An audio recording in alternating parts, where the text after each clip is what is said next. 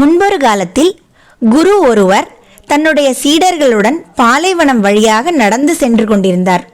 வெயில் கடுமையாக இருந்ததால் கொண்டு சென்ற தண்ணீர் விரைவிலேயே தீர்ந்துவிட்டது. சீடர்களை தாகம் வாட்டி வதைக்க தொடங்கிவிட்டது. இறைவன் நம்மை இப்படி தவிக்க விட்டுவிட்டாரே என புலம்பியவாறு சீடர்கள் சோர்வாக நடந்தனர். மாலையில் சூரியன் மறைந்து இருள் சூழத் தொடங்கியது. இருந்தாலும் அவர்கள் செல்ல வேண்டிய கிராமத்தை அடைய முடியவில்லை. ஓரிடத்தில் அமர்ந்து ஓய்வெடுத்தனர். பிறகு குரு சீடர்களை நோக்கி, வாருங்கள், சிறிது நேரம் தியானம் செய்யலாம் என்றார். ஆனால் சீடர்களோ, நம்மை கடுமையான வெயிலாலும் தண்ணீர் தாகத்தாலும் வாட்டி வதைத்த இறைவனை நோக்கி நாம் ஏன் தியானம் செய்ய வேண்டும் என்றனர் கோபத்துடன்.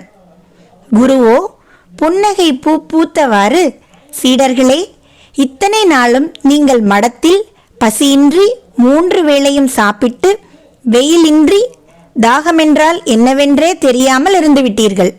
அதனால் பிறர் படும் துன்பங்களை உணரவில்லை. இனி பிற உயிர்கள் படும் கஷ்டங்களை நீங்கள் சுலபமாக புரிந்து கொள்ள முடியும்.